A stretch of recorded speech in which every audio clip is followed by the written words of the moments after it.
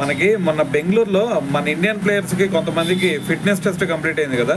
So మనకి దాంట్లో భాగంగానే యోయో టెస్ట్, అదేవిధంగా బ్రాంకో టెస్ట్ కూడా నిర్వహించారని చెప్పేసి ఒక న్యూస్ వచ్చింది. అయితే దీంట్లో చూసుకుంటే మనకి రోహిత్ శర్మ, శుభ్మన్ గిల్, దాని తర్వాత సిరాజ్, బుమ్రా, వీళ్ళతో పాటు ప్రసిద్ధ్ కృష్ణ కూడా కంప్లీట్ అయిపోయింది.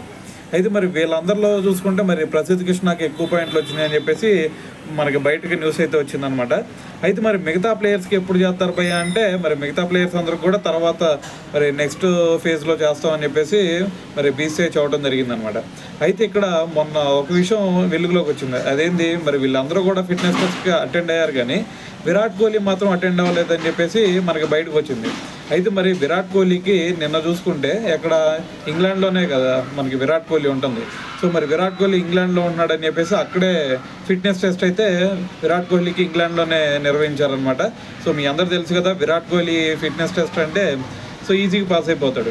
సో మరి దీంట్లో భాగంగానే మరి విరాట్ కోహ్లీకి కూడా ఫిట్నెస్ టెస్ట్ కంప్లీట్ అయిందని చెప్పి, సో ఇప్పటి వరకు ఎవరైతే ఈ ఫిట్నెస్ టెస్ట్లో పాల్గొన్నారో వాళ్ళందరికీ కూడా క్లియర్ అయిందని చెప్పేసి మనకు ఒక న్యూస్ అయితే వచ్చిందనమాట.